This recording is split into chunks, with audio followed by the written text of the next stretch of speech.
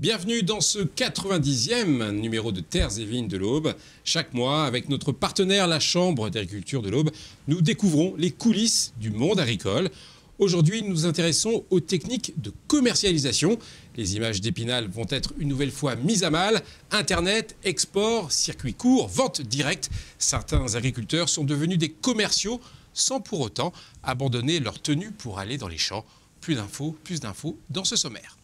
Aujourd'hui, Terres et Vignes de l'Aube s'intéresse aux nouvelles approches commerciales. Internet, vente directe ou en grande surface, export.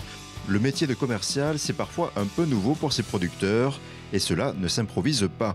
Le retour sur l'actu relate les derniers faits marquants du monde agricole. Durant la rubrique « Comment ça marche ?», nous découvrirons les alertes SMS du système Vigie-Agri et en fin d'émission, focus sur la remise des prix et les enjeux du concours général agricole. Et oui, les agriculteurs cultivent aussi le commerce et pour en parler, deux invités sur notre plateau. Tout d'abord, Lionel Donne, vous êtes éleveur et producteur de chaours à la ferme des Tourelles. Justement, pour vous, quelles sont les techniques de commercialisation pour votre chaours ? Pour nous, elles sont multiples.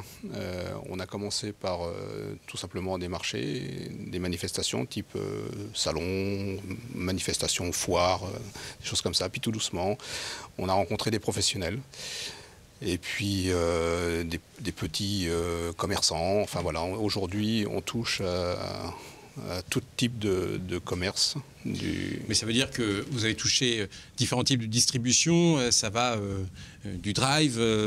Là, on a vu des palettes. Vous vendez que des palettes hein Non, on ne vend pas que des palettes. On en vend aussi par palette. Disons que notre choix s'est principalement porté sur le fait qu'on soit vraiment dans un endroit très reculé et qu'on n'avait pas une grosse capacité de clients, on va dire, de citadins. On est assez loin de Troyes, assez loin d'Auxerre. Et pour développer nos ventes, il fallait qu'on passe par des professionnels. Pour passer par des professionnels, il fallait avoir une logistique. La logistique, c'est en fromage, c'est du froid, c'est du transport froid. Et chaque expédition coûte assez cher. Et donc, il fallait qu'on ait des expéditions assez conséquentes par palette pour amortir les frais de transport.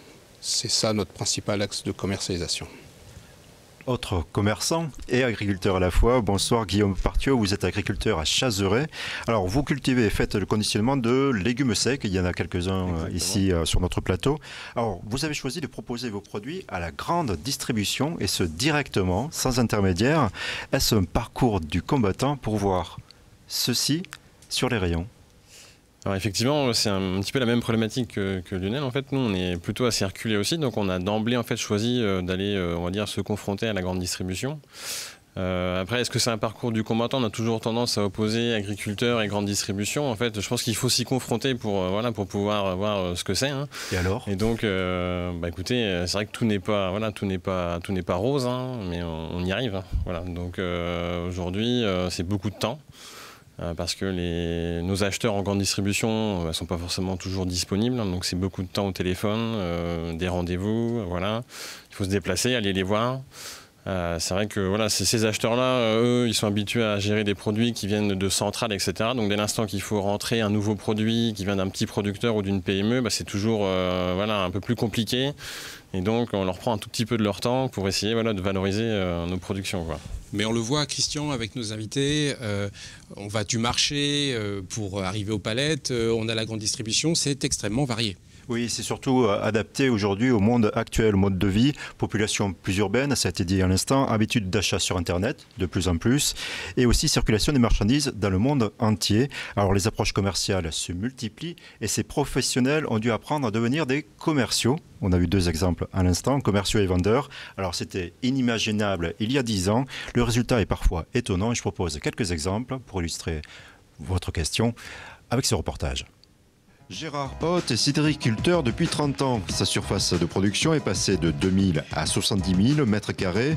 La commercialisation a elle aussi évolué, du moins dans sa méthode. Nous, on a toujours favorisé le contact producteur-client en éliminant le plus possible les intermédiaires. On a à peu près 3/4 de nos commandes qui sont passées par Internet. Si on n'ouvre pas l'ordinateur le matin, ça devient une catastrophe. Ou s'il y a une panne électrique, ça devient une catastrophe. Gérard Gérard Hott a diversifié son offre en passant de 1 à 25 produits. Il a fallu surtout apprendre de nouvelles méthodes commerciales. Après un échec en 1999, le nouveau site de 2001 a permis de rentrer en relation avec des nouveaux clients. Nous, on a vécu la naissance de l'informatique, donc on n'est pas né dedans. Il a fallu s'adapter, c'est déjà une chose pas facile. Et puis d'un seul coup, ça parle pas français. On vous parle anglais, on vous parle finlandais. Des fois, on comprend rien. Donc forcément, il faut savoir être réactif. Si vous avez une question le matin à 8h, il faut qu'à 9h, vous lui ayez répondu, vous lui ayez fait un devis, que tout soit nickel, quoi. Nickel pour des demandes toujours différentes, avec une grande souplesse dans les modes de paiement, entre particuliers, magasins spécialisés, drive, marché de terroir ou pays étrangers. Gérard Hott a dû apprendre à s'adapter aux besoins de ses clients. Ça, justement, c'est pour les pays finlandais, suédois. Donc, adapter le format, c'est-à-dire type format bière en 33 centilitres. S'adapter à la commercialisation, tel est le pari de 6 associés à Romilly. Après 2 années de tests via un marché, ils ont créé leur magasin de producteurs. Celui-ci est ouvert depuis 2 semaines. Ça change vraiment de domaine, c'est intéressant à faire, on voit vraiment autre chose. Et puis ça permet vraiment d'avoir le contact aussi avec le client. On pensait faire un très bon samedi, on a fait un samedi moyen. Et hier, pour le deuxième mercredi, on pensait faire un petit mercredi alors qu'on a fait un très gros mercredi, quoi. Donc c'est pas forcément facile, donc on apprend au quotidien, quoi. 25 et bientôt 30 producteurs locaux vont élargir l'offre. Chacun a dû apprendre à bien connaître le produit des autres. Vendre est devenu un métier en plus de celui d'éleveur ou maraîcher. C'est plus facile à dire qu'à faire, quoi. Le magasin, il faut quand même s'en occuper, il faut le fournir en matières premières, il faut le faire fonctionner toute la journée. Et le soir, il y a toute la partie nettoyage, comptabilité, remise en frigo. C'est très très prenant en temps. Il faut vraiment avoir encore un peu de temps à lui attribuer.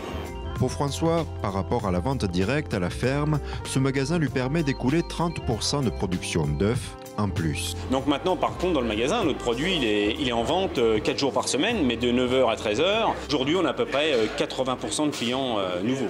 Si ici, cela a généré 2 nouveaux emplois, à Sainte-Savine, Benoît et Amélie, éleveurs à Véricourt, ont ouvert leur boutique depuis 9 mois. Cela a généré 4 emplois et surtout des nouveaux savoir-faire. Il a fallu apprendre la découpe de la viande. La transformation, c'est de la cuisine, que ce soit des lasagnes ou des saucisses. Après, c'est une question de matériel et d'équipement. Au cours de l'année 2014, on a embauché 4 personnes, donc une vendeuse, un cuisinier et 2 personnes à la ferme.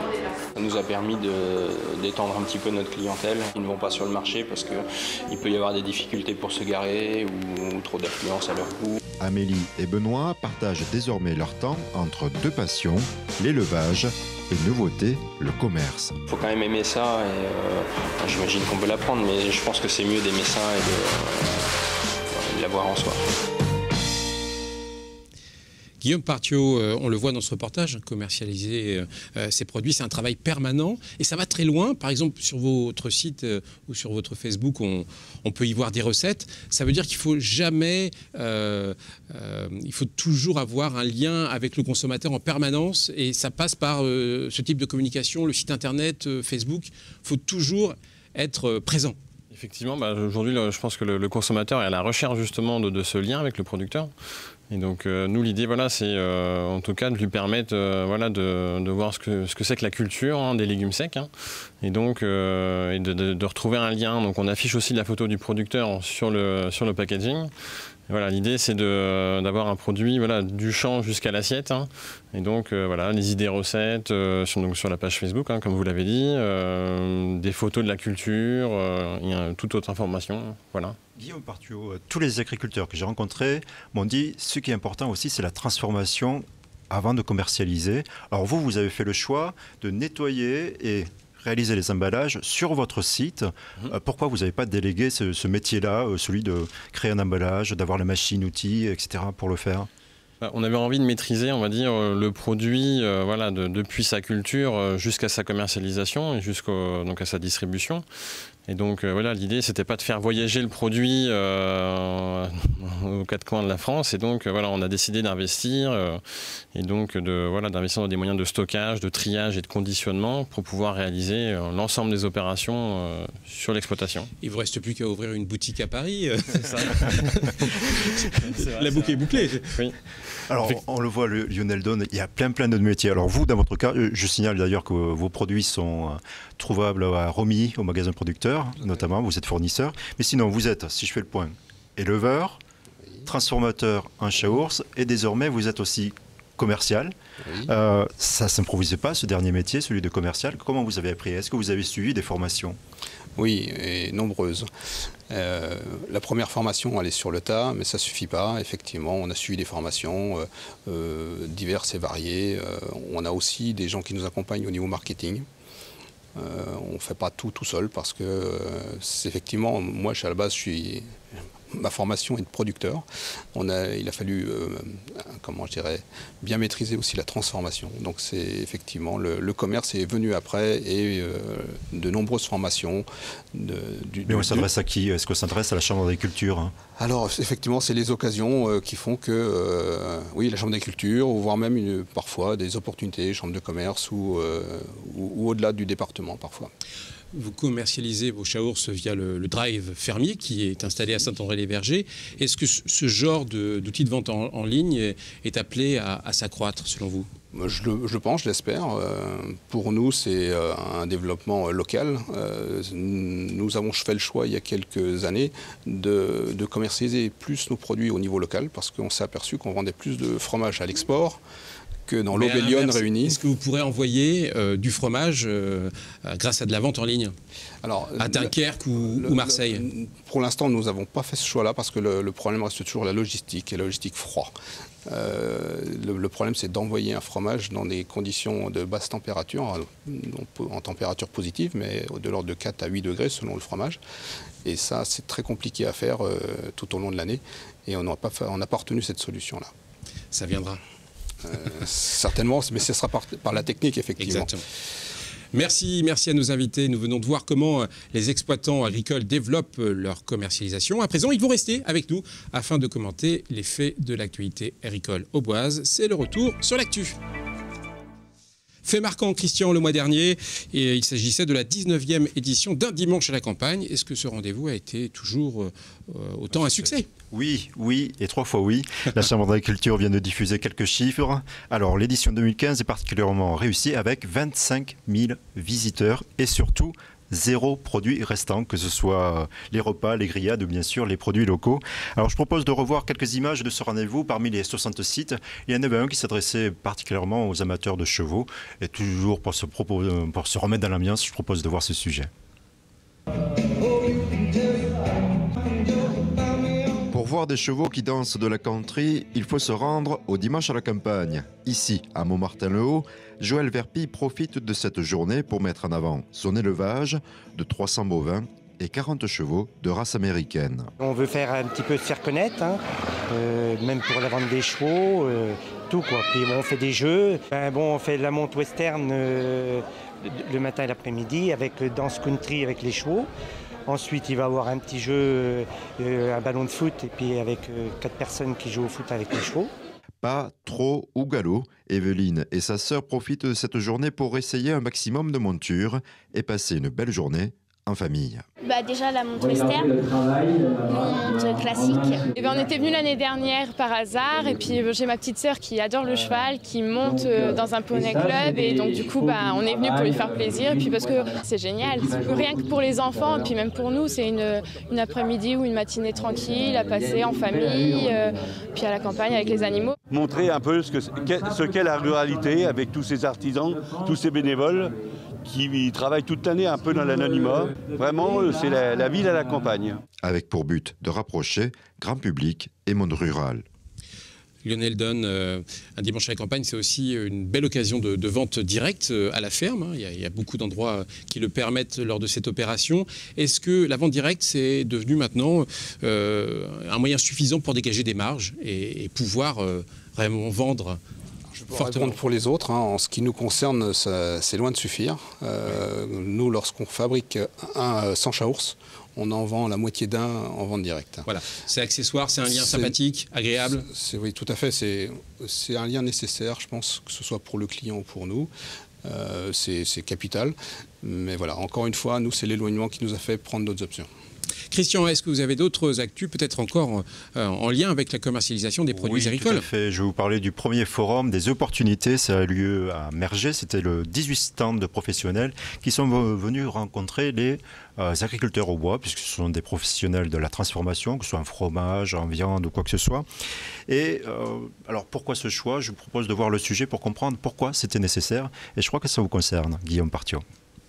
Ce premier forum des opportunités est organisé par la Chambre d'agriculture de l'Aube et le club agroalimentaire I3A. Il vise à mettre en relation directe entreprises de transformation et agriculteurs. Certains ils vont vouloir développer une nouvelle production parce que ça les motive vraiment. Il y en a d'autres qui veulent diversifier leurs revenus parce que là on est dans une conjoncture économique assez avec des prix très fluctuants, des aides de la politique agricole commune qui vont beaucoup baisser dans le département. Parmi les entreprises présentes, toutes souhaitent consolider leur développement en ayant une relation directe avec les producteurs. On se différencie d'autres grosses marques du marché par justement une volonté de mieux maîtriser la filière. Et c'est quand même plus facile en direct qu'avec un organisme intermédiaire et un collecteur. Beaucoup de légumes dans un département fortement céréalier. Guillaume Partiot, agriculteur, a développé sa marque de lentilles et il recherche du renfort. On souffre un peu de cultures qui sont dites un peu passéistes, anciennes, donc on a besoin de communiquer, donc on a besoin de rencontrer les agriculteurs pour leur expliquer la culture et leur expliquer les éventuelles opportunités que peuvent avoir ces cultures de légumineuses. Il n'y a pas que les céréales. Ouvert durant un après-midi, ce forum a attiré 50 agriculteurs dès la première heure. Alors, Guillaume Partiot, on a bien entendu, vous cherchez des producteurs, des associés.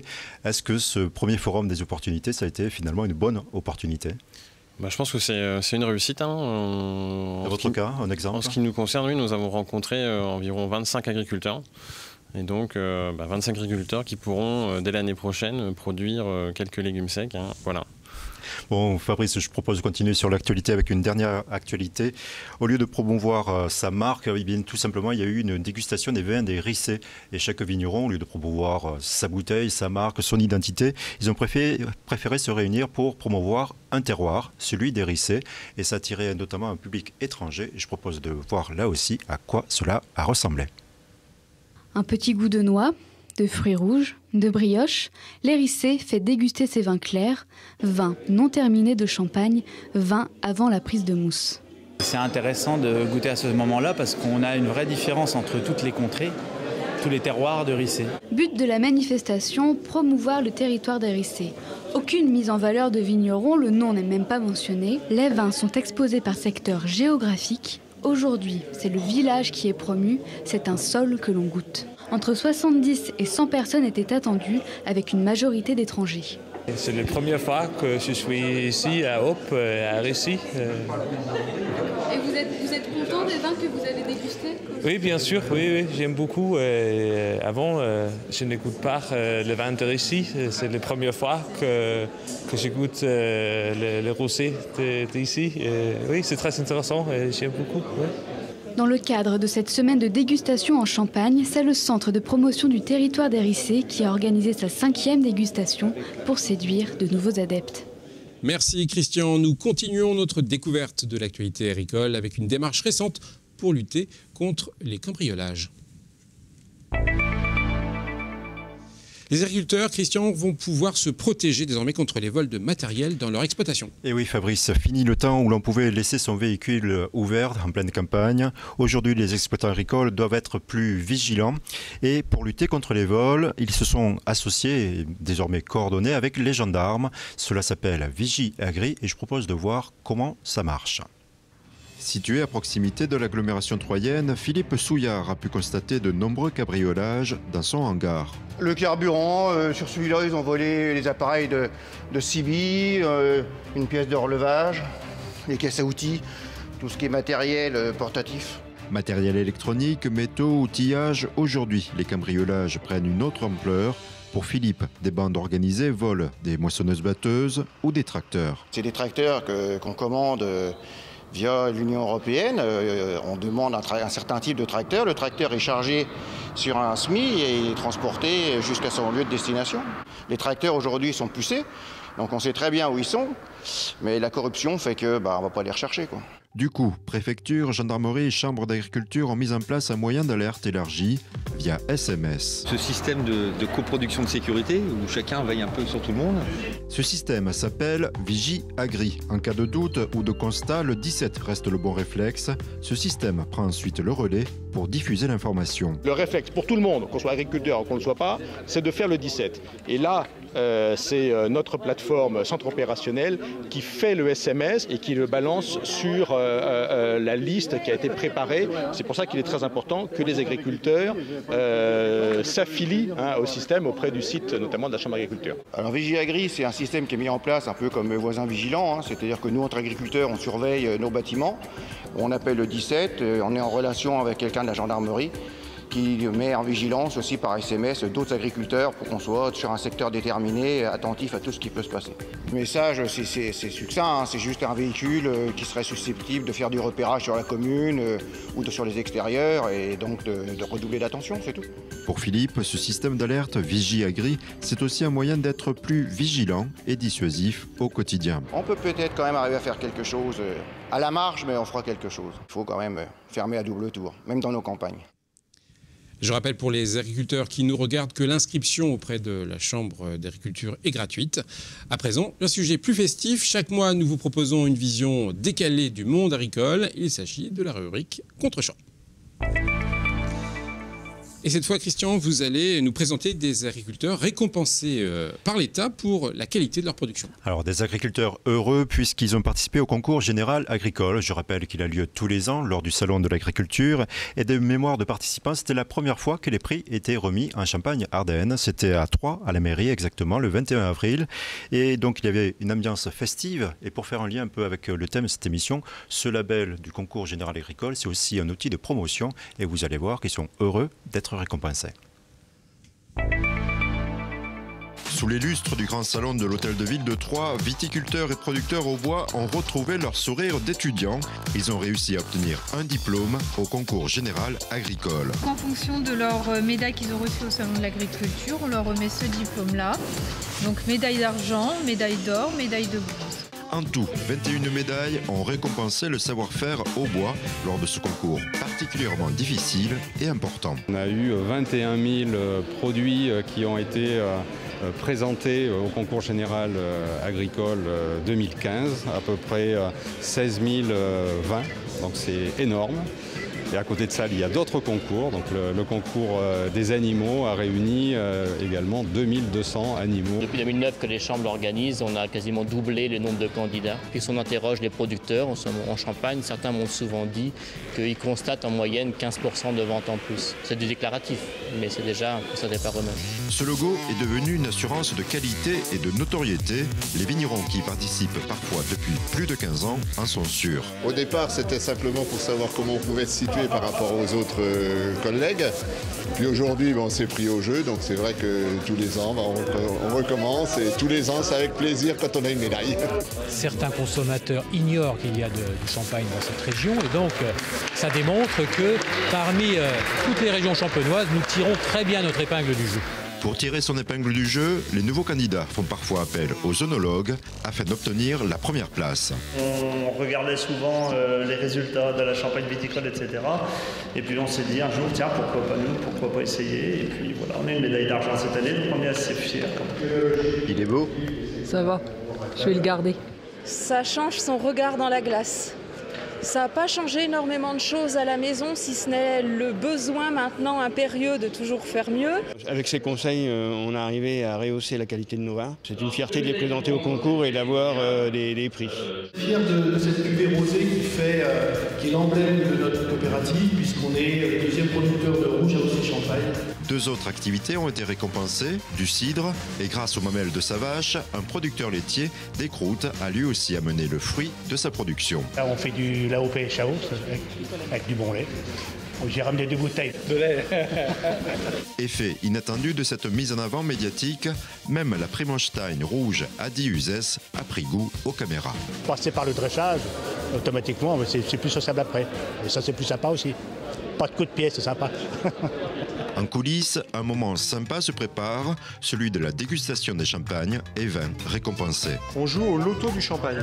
Il nous faut trouver les champagnes qui vont être présentés ensemble sur un même buffet. Vous êtes surpris par le nombre? Un petit peu, oui, mais on va y arriver. Au bout de 3 heures, tous les diplômes sont distribués. Il ne reste plus qu'à déguster les produits des terroirs récompensés. Juste une petite goutte. Avec modération jusqu'au prochain concours en 2016. Moi aussi, je veux bien jouer au loto du champagne. Il faudrait qu'il m'invite la prochaine fois. Guillaume Partio, une dernière question. Là, sur vos éléments, là, sur vos paquets, on voit que c'est marqué fabriqué ici, dans l'Aube. C'est important de communiquer sur l'origine des produits pour vous? Notamment oui, sur les légumes secs, beaucoup des produits viennent de l'étranger et donc on a besoin en tout cas nous de montrer d'où ça vient pour rassurer le consommateur et lui montrer qu'il peut consommer des produits locaux. Eh ben, il peut être rassuré parce qu'il y a des beaux produits dans l'Aube, on le constate chaque mois dans ce magazine. Merci à vous d'être venu sur le plateau de Terres et Vignes de l'Aube. Le mois prochain, un tout autre sujet, un beau programme de l'orge à la bière. Ne manquez pas cette émission. Au revoir.